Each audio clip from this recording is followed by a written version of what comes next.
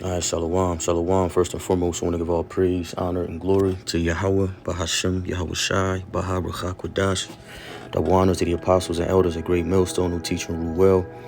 And peace and salutations to the hopeful elect, pushing this gospel amongst the four winds with truth and sincerity.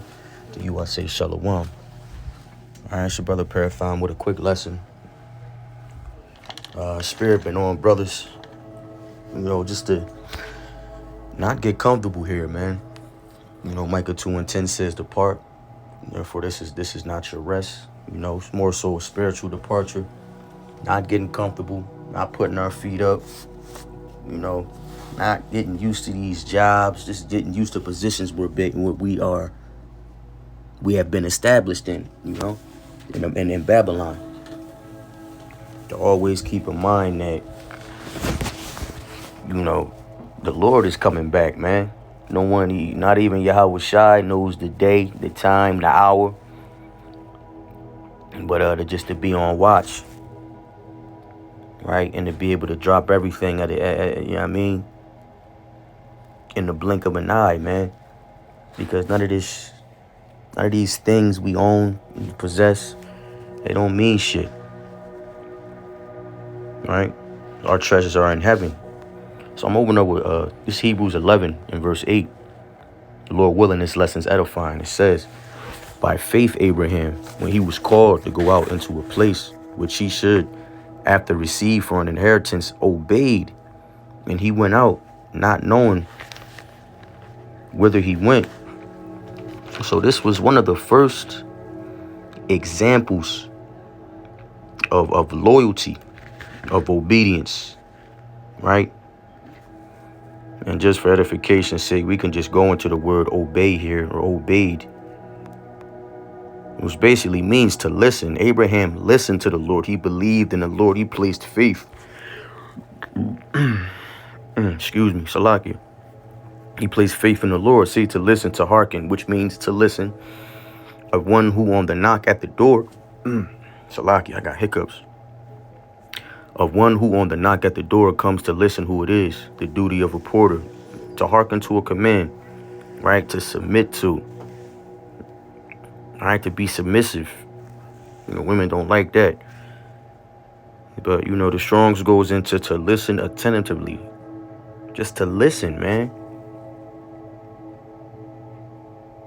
To cleave to. Abraham simply obeyed. He listened to the Lord. The Lord told him that he was going to be the father of many nations, right? And he had no children at the time. It's verse 9. By faith he sojourned in the land of promise, as in a strange country, dwelling in tabernacles with Isaac and Jacob, the heirs with him of the same promise. So, Salaki, I misspoke. He was told these things, that he would be the father of many nations, when he had Isaac and Jacob.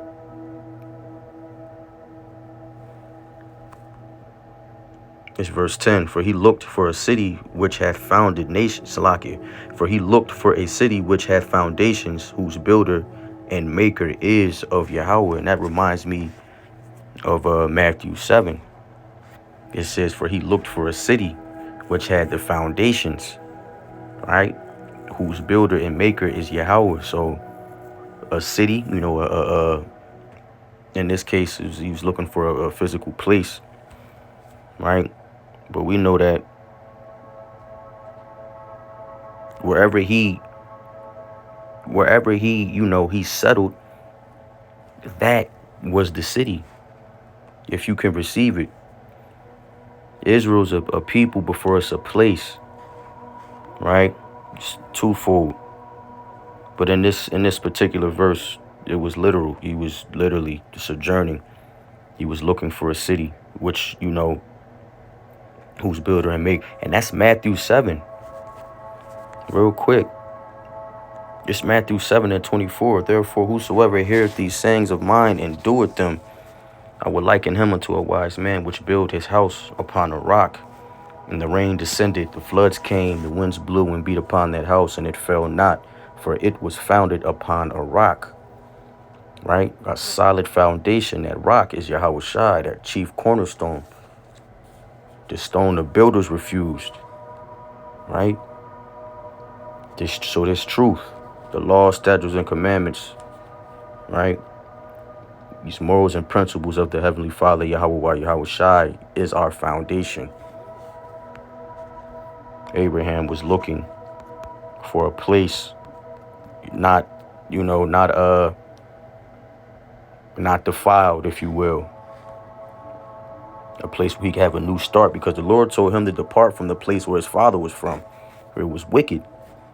We have to keep that same mindset. I'm going to stop at 9 and we'll get back here. Let me see what I got here for precepts.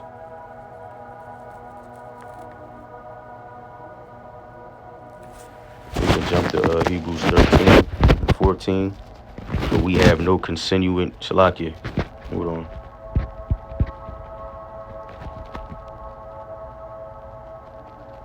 It says, verse 14, for here we have no continuing city.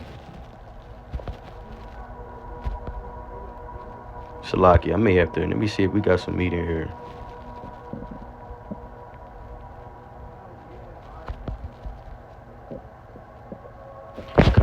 Yeah, this is going to give us some context. This is beautiful.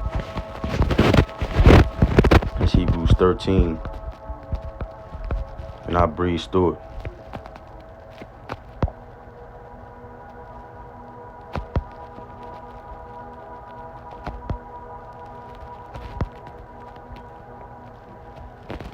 Shalaki, I'm reading it in my head. Let me just read it out. The spirit of deal. It's Hebrews 13 and 8. It says in the NLT, Yahweh Shai is the same yesterday, today, and forever. So do not be attracted by strange new ideas. Your strength comes from the Most High Yahweh's grace, not from rules about food, which do not help those who follow them, which don't help those who follow them.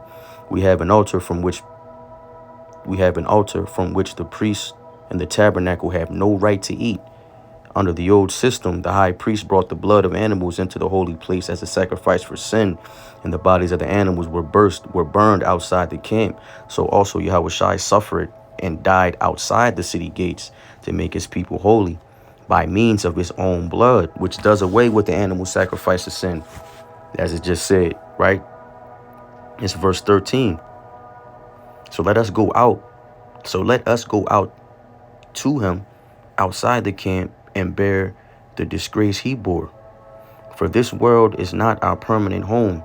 We are looking forward to a home yet to come.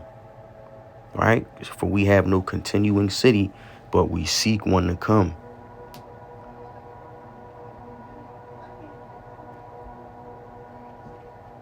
So it's just explaining that Yahweh Shai made the ultimate sacrifice to do away with the animal sacrifice, that he was sacrificed outside the city gates, right? Outside the city. All right, and we are pilgrims, man. The word pilgrim going into one who seeks a miracle, right? One who journeys to a sacred place for religious reasons, right? We are the pilgrims that the Bible speaks of. We are the sons of the living power, man. Yasharallah, right? You is so-called Negroes, Latinos, and Native Americans, Seminole, West Indian, and Haitian bloodline, man. We're lost because the Lord turned his back on us, man. There's always going to be a void of space, until the kingdom comes. Even with this knowledge, wisdom, and understanding, having the names and whatever talents the Lord bestowed upon brothers, we still feel empty inside at the end of the day because we're not home. We're constantly moving, constantly, getting settled temporarily and having to move. And this is spiritually, whether it's jobs, relationships, your path, right? That narrow and straight gate.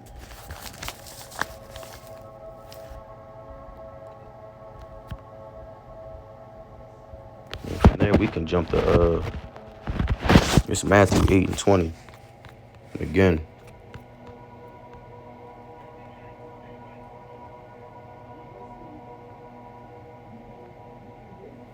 It's Matthew 8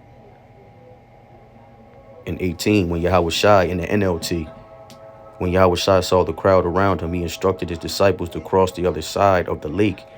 Then one of the teachers of religious law said to him, "Teacher, I will follow you wherever you go." But Yahushua replied, "Foxes have dens to live in, and birds have nests, but the Son of Man has no place even to lay his head."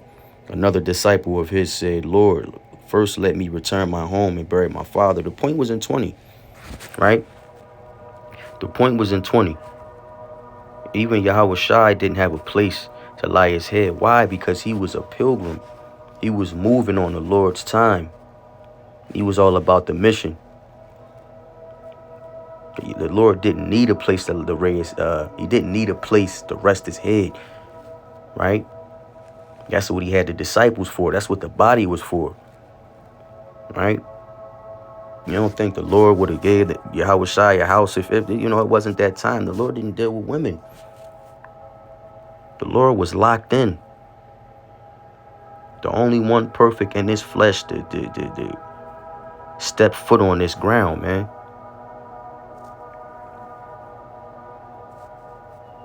All right, so we the less baggage, the better.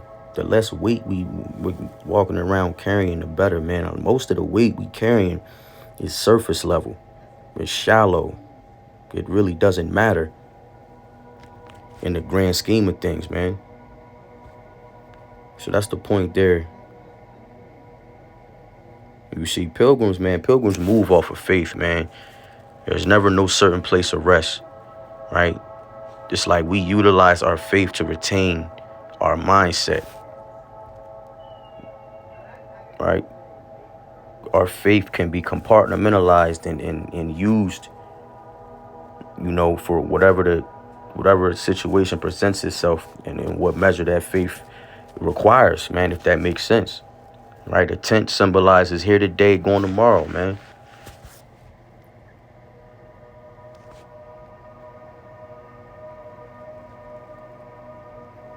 There's nothing certain here, man.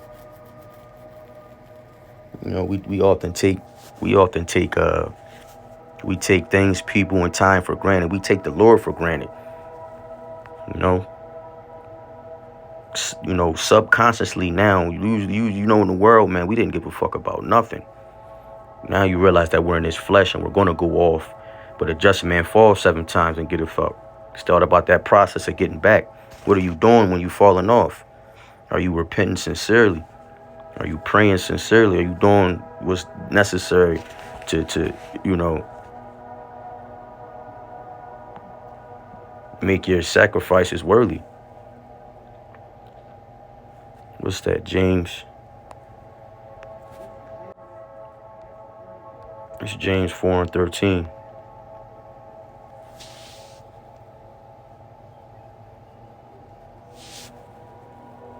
It says, "Go to now, ye that say, today or tomorrow we will go into such a city and continue there a year, and buy and sell and get gain. Whereas ye know not what shall be on the morrow. For what is your life? It is even a vapor that appeareth for a little time, and then vanisheth away. For that ye ought to say, if the Lord will, we shall live and do this or that." Right? Let's hit that in the NLT.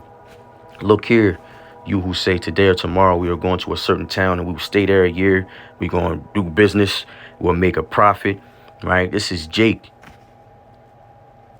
In this technological era, age of information, AI, and digitality, right? Social media and app and job-based apps, app-based jobs. Shit, I Uber on the side, every now and then, right?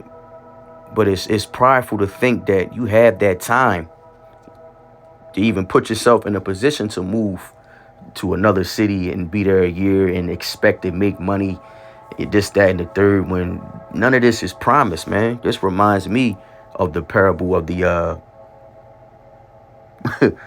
it's in Luke. I'll grab it, Lord willing. Let me see. I might as well just grab that now and I'll close out.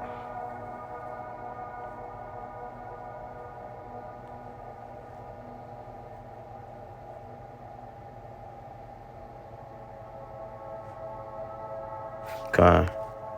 That's just great. I believe that's Luke 12. 16. I want to say 16. That's beautiful, man. Tawadiyah Bashem Yahushai. Luke 12 and 16. NLT. Then he told them a story. A rich man had a fertile farm that produced fine crops. Now, mind you, Akim, this is the precept of James 4 and 13. Taking the time, taking the Lord for granted, right? It says, verse 17, he said to him, so what should I do? I don't have room for all of my crops. Then he said, I know. I will tear down my barns and build bigger ones. Then I will have room enough to store all my wheat and other goods. And I'll sit back and say to myself, my friend, you have enough stored away for years to come. Now take it easy, eat, drink, and be merry. But Yahweh said to him, you fool, you will die this very night. Then who will get everything you work for? Yes, a person is a fool to store up earthly wealth, but not have a rich relationship with Yahweh.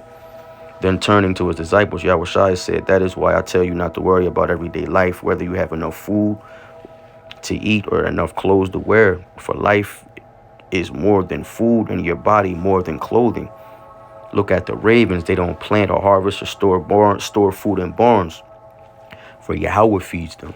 And you are far more valuable than any birds.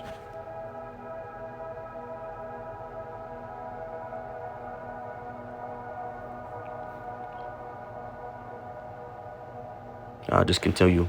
Verse 25. Can all your worries add a single moment to your life?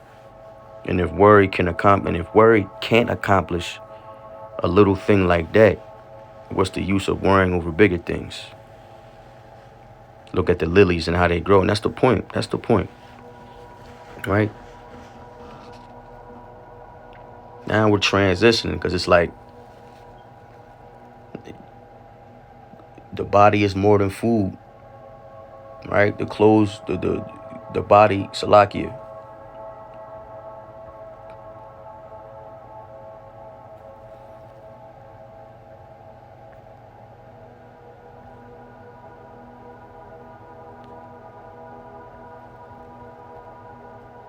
He said, for life is more than food and body more than clothing. The Lord is telling us to look at, just recognize and understand what really matters.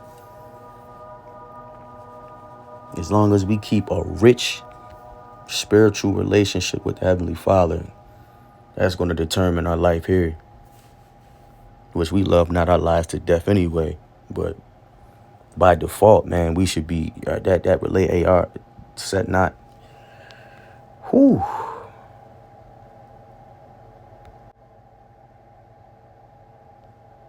It's Matthew 6 and 19. It says, lay not up yourselves treasures upon earth where moth and rust doeth corrupt, and where thieves break through and steal, but lay up for yourselves treasures in heaven where neither moth nor rust doeth corrupt, where thieves do not break through nor steal. For where your treasure is, there will be your heart be also, your mind, your spirit. All right, so with that, Lord willing, this lesson's edifying. I want to give all praise, honor, and glory to Yahweh, Bahashem Yahushai, Baha Ruach HaKodesh.